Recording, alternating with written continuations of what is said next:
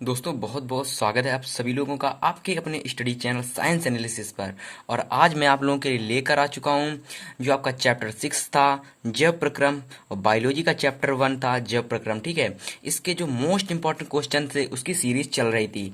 अगर अभी तक आपने इससे पहले की वीडियोस नहीं देखी हैं तो जाके उन वीडियोस को देखना, और उन सभी की मैंने प्लेलिस्ट ऑलरेडी बना कर रखी है। और डेली की तरह मैं आपके लिए लेकर आ चुका हूँ एक एक से एक मोस्ट इंपॉर्टेंट क्वेश्चन करा रहा हूँ। आज का जो क्वेश्चन है बहुत ज़्यादा इंपॉर्टेंट है। ठीक है, क्वेश्चन आज का बहुत ज़्यादा इंपॉर्टेंट है और आज का ये पार्ट 5 है।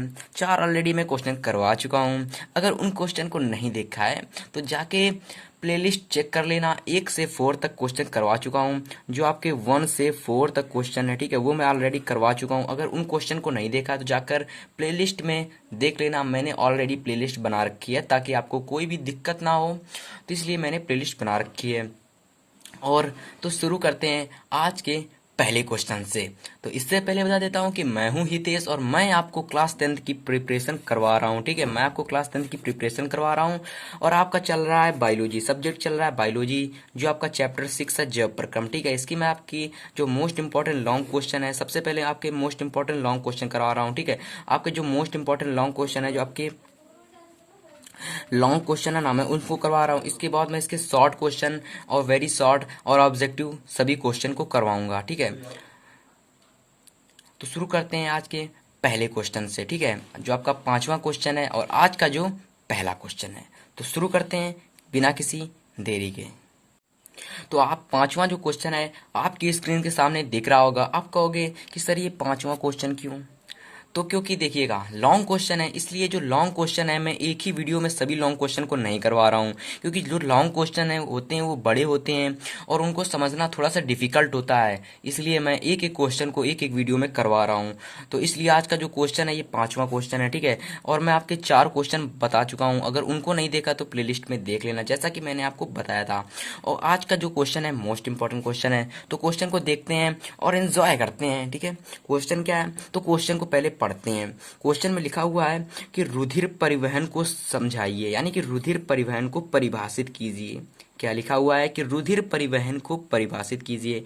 बहुत ही अच्छी तरीके से मैं आपको बताऊंगा कि रुधिर परिवहन क्या होता है। ठीक है, फिर कहा गया है एवं खुला बंद तथा दोहरा परिवहन तंत्र को समझाइए, यानी कि रुधिर परिवहन को समझाइए सबसे पहले तो पूछा गया है। फिर कहा गया है कि खुला तथा बंद तथा दोहरा परिवहन, यानी खुला परिवहन, बंद परिवहन तथा दोहरा परिवहन क्या होता है, यानी कि इसको समझाइए। ठीक है, तो सबसे पहले हम लोग जान लेते हैं कि रुधिर परिवहन क्या होता है। ठीक है, तो रुधिर परिवहन एक हिसाब से आप लोग समझिएगा कि जैसे कि आपका जो ब्लड होता है मेरे प्यारे बच्चों, जो आपका ब्लड होता है, एक मिनट, थोड़ा सा जो आपका ब्लड होता है, ठीक है, ब्लड वो जैसे कि आपके जैसे ऑक्सीजन हुई, जो कि आपके जो पदार्थ होते हैं, जैसे कि पदार्थ कहने का मतलब जो भी चीज़, जैसे कि कोई भी चीज़ है जैसे ऑक्सीजन है, और जैसे कि जो जो हम खाते हैं उसमें जो आपके पोषक तत्व होते हैं मेरे प्यारे बच्चों, वो रुधिर के द्वारा ही पूरे शरीर में पहुंचते हैं।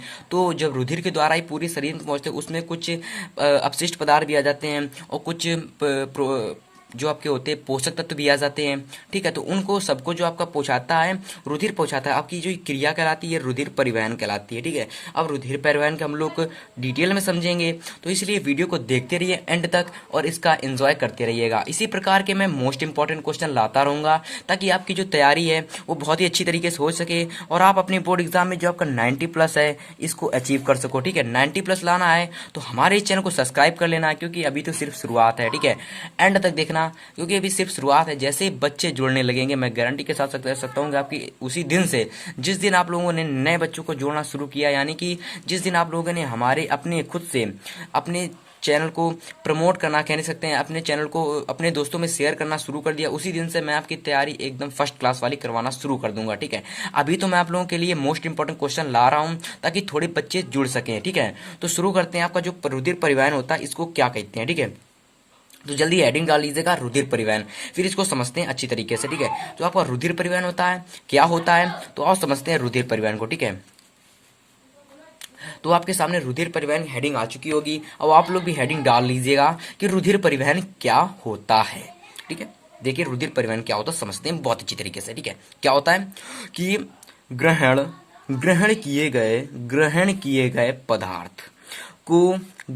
गए पदार्थों को प्रत्येक कोशिका तक पहुंचाना। ठीक है, कोशिका क्या होता है? अगर आप लोग कोशिका नहीं जानते हो तो क्लास 9th में अगर पढ़ के आए हो तो कोशिका नहीं जानते हो तो मैं बता देता हूँ। कोशिका आपकी होती है यानी कि जो आपके शरीर होता है, ठीक है, शरीर कई ऊतकों को मिलने से कोशिका बनती है। ठीक है, कई ऊतकों से मिलने से कोशिका बनती है, कई कोशिकाओं से मिलने से हमारे शरीर का भाग बनता है। ठीक है, क्या होता है? तो ग्रहण किए गए पदार्थों को प्रत्येक कोशिका तक पहुंचाना तथा, ये तथा लिखा हुआ है, वहां पर उत्पन्न पदार्थ जैसे CO2 तथा NH3। CO2 क्या है? Carbon dioxide. NH3 क्या है आपकी? NH3 आपकी है यूरिया। ठीक है, NH3 आपकी क्या है? यूरिया। ठीक है, NH3 की किसी निश्चित यानी कि ग्रहण किए गए पदार्थों को प्रत्येक कोशिका तक पहुंचाने तथा वहां पर उत्पन्न पदार्थ जैसे NH CO2 NH3 को किसी निश्चित, यहाँ पर को, ठीक है, को निश्चित, फिर आके आप लोग लिखिएगा निश्चित, निश्चित, थोड़ा सा दिक्कत हो रही, ठीक है, निश्चित, देखिए क्या लिखा हुआ है, निश्चित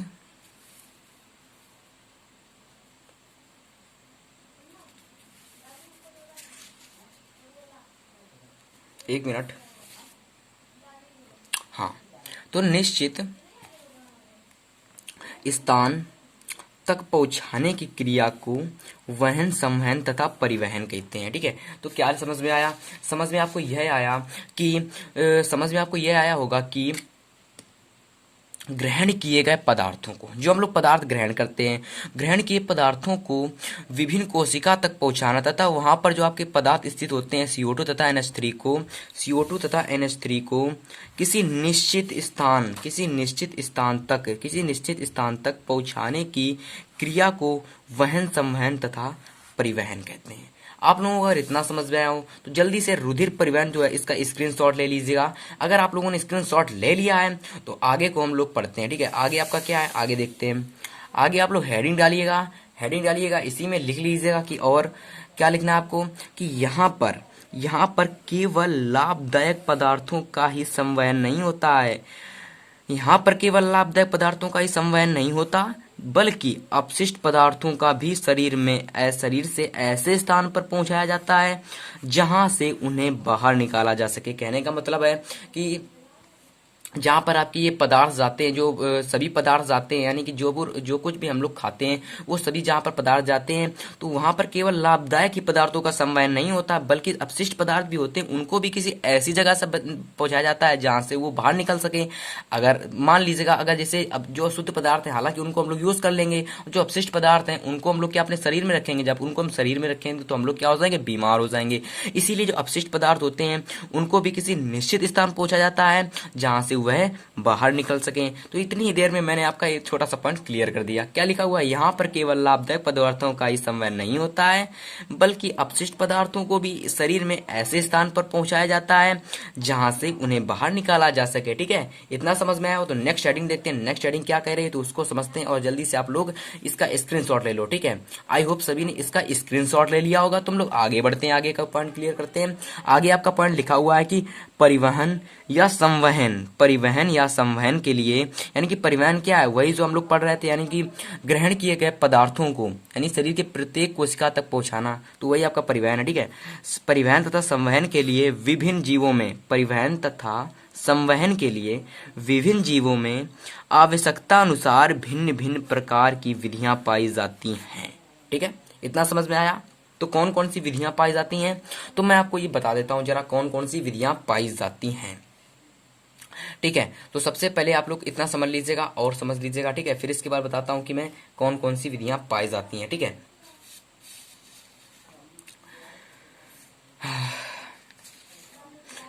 ठीक है, कौन कौन सी विधियां पाई जाती हैं तो 3 प्रकार की विधियां पाई जाती हैं। तो पहली कौन सी विधि आ जाती है मेरे प्यारे बच्चों, जो पहली विधि आ जाती है आपकी वो आ जाती है कि खुला परिवहन तंत्र। ठीक है, क्या आ जाती है, खुला परिवहन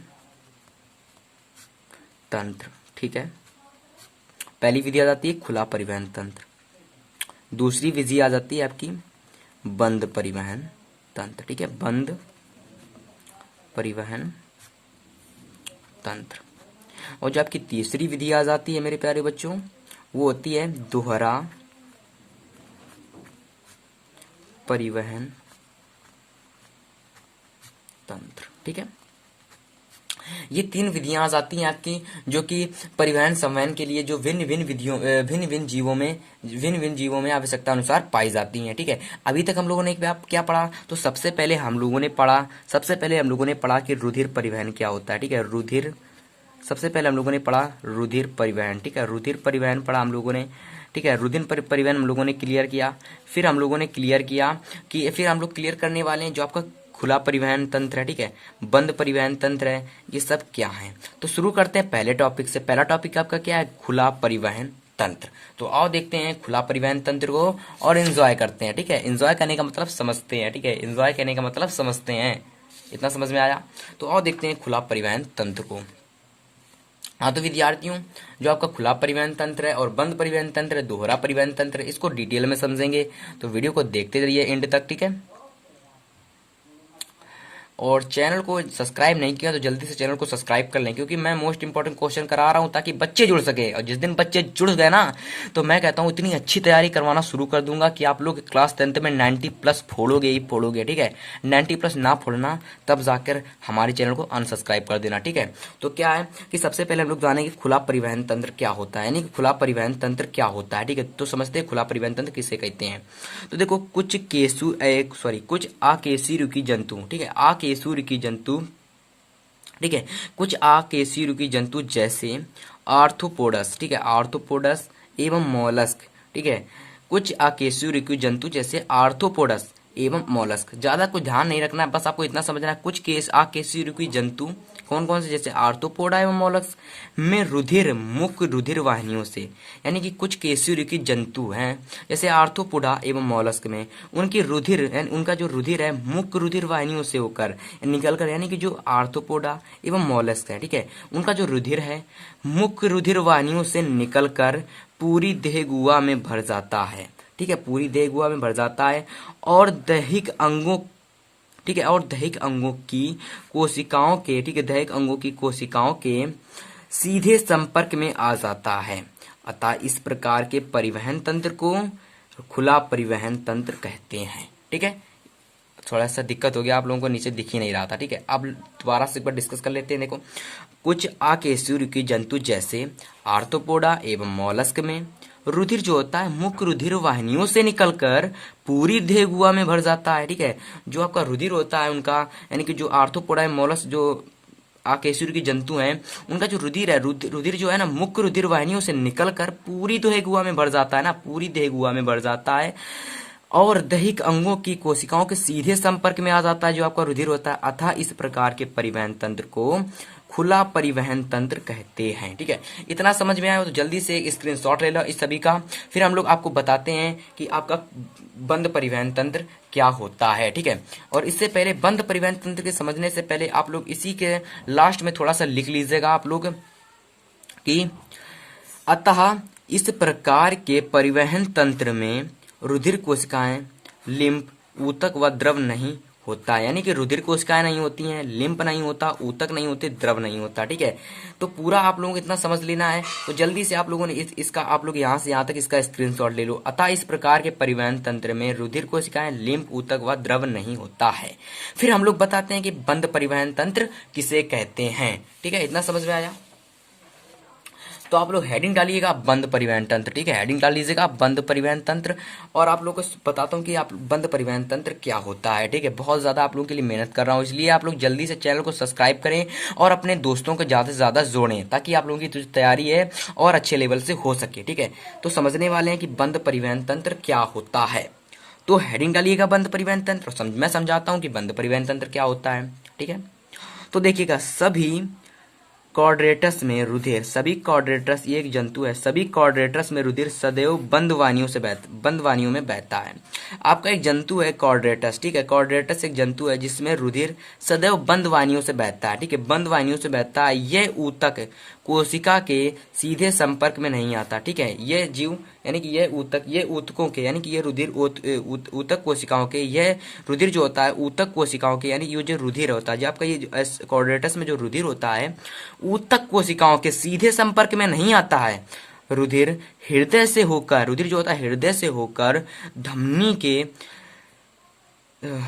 के धमनी कोशिका में पहुंचता है। जो का रुधिर होता है कोर्डेटस में, जो रुधिर हृदय से होकर धमनियों के धमनी कोशिका में पहुंचता है और धमनी कोशिकाओं से होकर रुधिर सिरा कोशिका में पहुंचता है। ठीक है, एक बार फिर से समझाता हूं, अगर समझ में नहीं आया तो देखते हैं। सभी कॉर्डेटस, एक जंतु होता है जो कॉर्डेटस प्रकार के जंतु होते हैं, उन सभी में रुधिर सदैव बंद वाहिनियों में बहता है और ये जो रुधिर होता है ऊतक कोशिकाओं के सीधे संपर्क में नहीं आता है और रुधिर हृदय से, जो रुधिर होता है हृदय से होकर धमनियों के धमनी कोशिका में पहुंचता है, फिर धमनी कोशिका से होकर रुधिर कोशिका में पहुंचता है। इतना समझ में आया? इतना समझ में आया तो ठीक है, फिर आगे आप लोग लिख लीजिएगा कि फिर रुधिर सिराओं से पुनः हृदय से में फिर रुधिर सिराओं से पुनः हृदय में वापस आ जाता है। इसे ही बंद परिवहन तंत्र कहते हैं।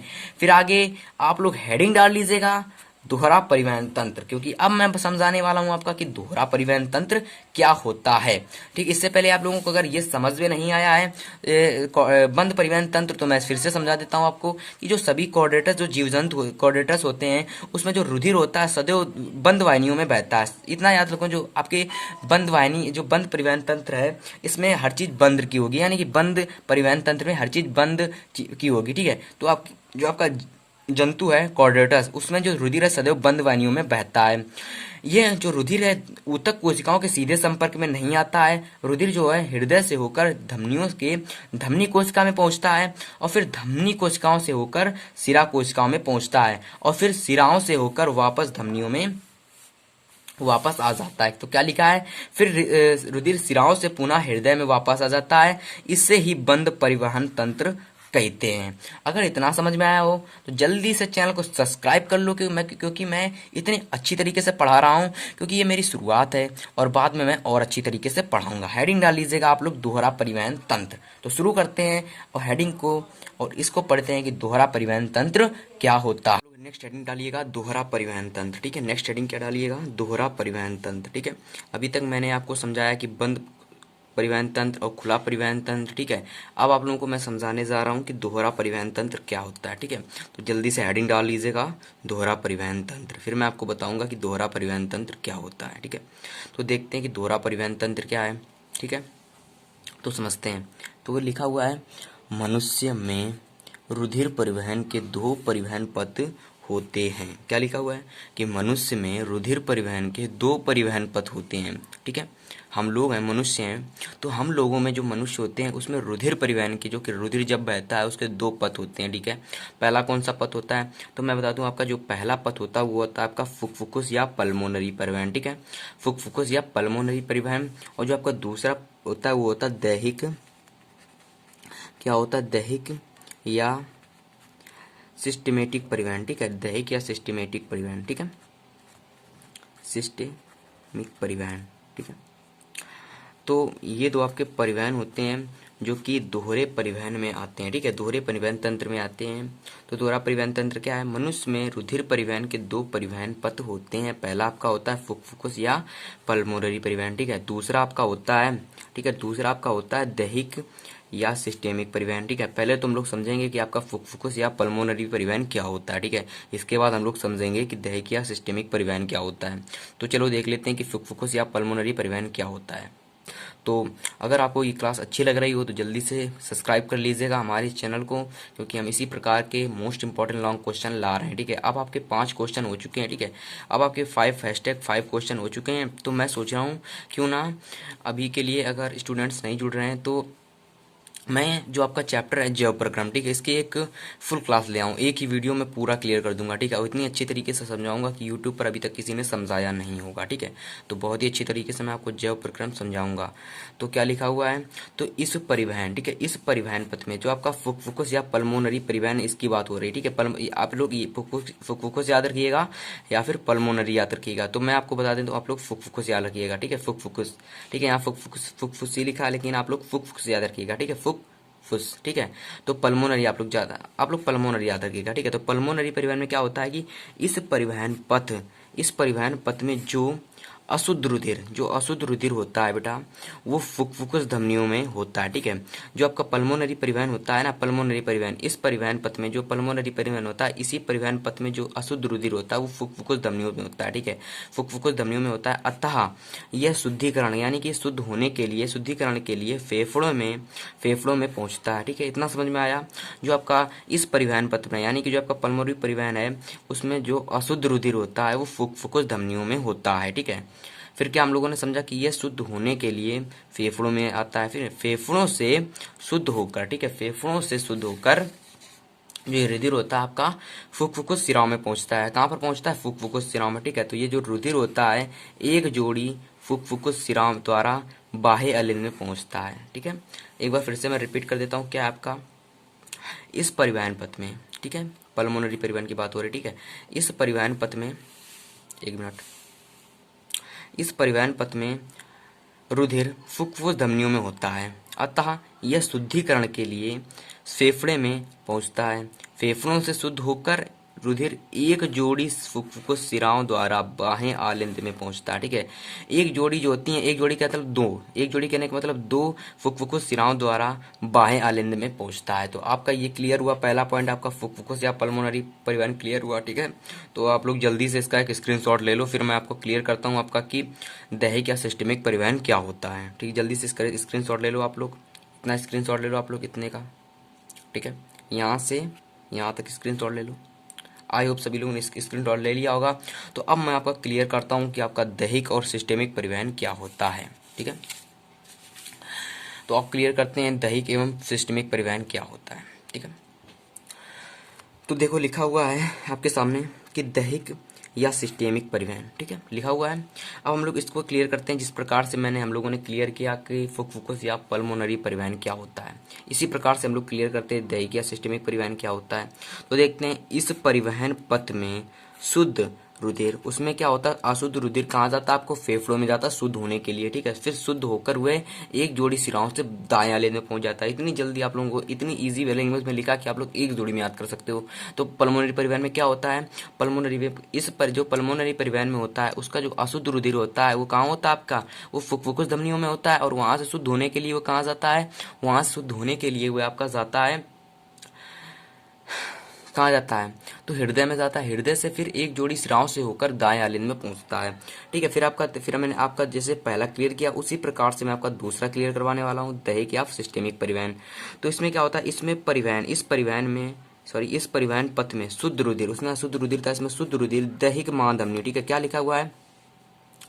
दैहिक महाधमनी। ठीक है, दैहिक महाधमनी से होता हुआ शरीर के विभिन्न भागों तक पहुंचता है। ठीक है, क्या लिखा? इस परिवहन पथ में शुद्ध रुधिर दैहिक महाधमनियों से होता हुआ, ठीक है, दैहिक महाधमनियों से होता हुआ शरीर के विभिन्न भागों तक पहुंचता है। ठीक है, तथा सिराओं में जो एकत्रित होता है अशुद्ध रुधिर, ठीक है, जो सिराओं में एकत्रित अशुद्ध रुधिर होता है वो है अग्र। ठीक है, अग्र एवं पश्च, अग्र आगे एवं पीछे, यानी कि आगे एवं पीछे को अग्र एवं पश्च महाशिराओं द्वारा हृदय के दाहिने आलिंद में पहुंचाया जाता है। ठीक है, इतना समझ में आया? इतना समझ में आया। फिर लिखा हुआ है कि इस प्रकार मनुष्य में जो रुधिर होता है 2 बार हृदय से होकर गुजरता है। ठीक है, अगर अभी आप तक नहीं समझ में आया तो फिर से मैं क्लियर कर देता हूँ। इस परिवहन पथ में जो आपका सिस्टमिक या दैहिक परिवहन होता है, इसमें जो आपका शुद्ध रुधिर होता है दैहिक महाधमनियों से होता हुआ शरीर के विभिन्न भागों तक पहुंचता है। ठीक है, तथा सिराओं में जो आपका अशुद्ध रुधिर एकत्रित होता है वो अग्र एवं पश्च महाशिराओं द्वारा हृदय के दाहिने आलिंद में पहुंचता है। ठीक है, इस प्रकार जो रुधिर होता है बच्चों वो मनुष्य के 2 बार हृदय से होकर गुजरता है। ठीक है, तो जल्दी से इसका स्क्रीनशॉट ले लीजिएगा। और आज का ये क्वेश्चन यहीं पर मैं इसका खत्म करता हूं। तो इससे पहले बता देता हूं, अगर आपको ये वीडियो अच्छी लगी हो, ये क्लास मेरी समझ में आई हो ना, तो प्लीज चैनल को सब्सक्राइब कर दीजिएगा और अपने दोस्तों में शेयर कर दीजिएगा। तो जल्दी से इसका एक स्क्रीनशॉट ले लो। ठीक है, फिर मैं आपको बताता हूँ कि मैंने आज की इस क्लास में क्या क्या क्लियर करवाया है, क्योंकि जब क्लियर ही नहीं करवाया तो समझ में क्या आएगा कि मैंने क्या क्या क्लियर करवाया है। ठीक है, तो जल्दी से पहले आपको क्या करना है, जल्दी से पहले आपको आपको पहले क्या करना है, पहले आपको जल्दी से क्या कर देना है, वीडियो को लाइक कर देना है। ठीक है, जल्दी से वीडियो को लाइक कर देना है। ठीक है, जल्दी से वीडियो को लाइक कर देना है। ठीक है, और एक प्यारा सा कमेंट कर देना है। ठीक है, एक प्यारा सा कमेंट कर देना है। ठीक है, और आप लोगों ने अगर अभी तक चैनल को सब्सक्राइब नहीं किया, ठीक है, सब्सक्राइब नहीं किया है, ठीक है, तो जल्दी से चैनल को सब्सक्राइब कर लो, ठीक है, क्योंकि मैं इसी प्रकार के मोस्ट इंपॉर्टेंट क्वेश्चन करवाऊंगा, ठीक है। और आपका एक वीडियो आएगा जिसमें मैं एक पूरा जो आपका चैप्टर है, ठीक है, जैव प्रक्रम, ठीक है, आपका जो चैप्टर है जैव प्रक्रम, ठीक है, जैव प्रक्रम जो आपका पूरा चैप्टर है एक ही क्लास में आपको क्लियर करवा दूंगा, ठीक है। तो आज की इस क्लास में सबसे पहले मैं जान लेता हूँ क्या क्लियर करवाया मैंने आपको। तो सबसे पहले हम लोगों ने पढ़ा, तो सबसे पहले हम लोगों ने पढ़ा रुधिर परिवहन क्या होता है, ठीक है। सबसे पहले हम लोगों ने पढ़ा रुधिर परिवहन क्या होता है, ठीक है। फिर हम लोगों ने पढ़ा कि खुला परिवहन तंत्र क्या होता है। फिर हम लोगों ने पढ़ा बंद परिवहन तंत्र क्या होता है। फिर हम लोगों ने पढ़ा दोहरा परिवहन तंत्र क्या होता है। और जैसा कि आप लोग जानते हो कि दोहरा परिवहन तंत्र के दो भाग होते हैं। परिवहन तंत्र के कितने दो भाग होते हैं। तो पहला कौन सा होता है, पहला आपका होता है फुफ्फुस या पल्मोनरी परिवहन, ठीक है, फुफ्फुस या पल्मोनरी परिवहन। दूसरा आपका क्या होता है, दूसरा आपका होता है दैहिक या सिस्टेमिक परिवहन। तो इन सभी की आप लोग नोट्स बना लीजिएगा, ठीक है। जल्दी से आप लोग नोट्स किस प्रकार से बनानी है, तो जब आप लोग नोट्स बनाना तो वहाँ लिखना प्रश्न नंबर 5, ठीक है, प्रश्न नंबर 5। और यहाँ पर प्रश्न नंबर 5 के लिख देना कि रुधिर परिवहन को परिभाषित कीजिए एवं खुला परिवहन, बंद परिवहन तथा दोहरा परिवहन तंत्र को समझाइएगा। इस प्रकार से लिख लीजिए। फिर आप लोग हेडिंग डालिएगा खुला परिवहन। जिस प्रकार से मैंने लिखा है उसी प्रकार से आप लोगों को लिख देना है। तो मैंने किस प्रकार से लिखा है, जैसे आप लोगों ने क्लास पूरी देखी होगी तो आपको जरूर समझ में आएगा कि मैंने किस प्रकार से लिखा है। तो होप्स अगर स्टूडेंट्स आपको ये क्लास पसंद आई हो तो प्लीज़ इस क्लास को लाइक करना और अपने फ्रेंड्स में ज़्यादा से ज़्यादा शेयर करना, ठीक है। तो मिलेंगे कल की वीडियोज़ में, तब तक के लिए बाय बाय माय डियर्स।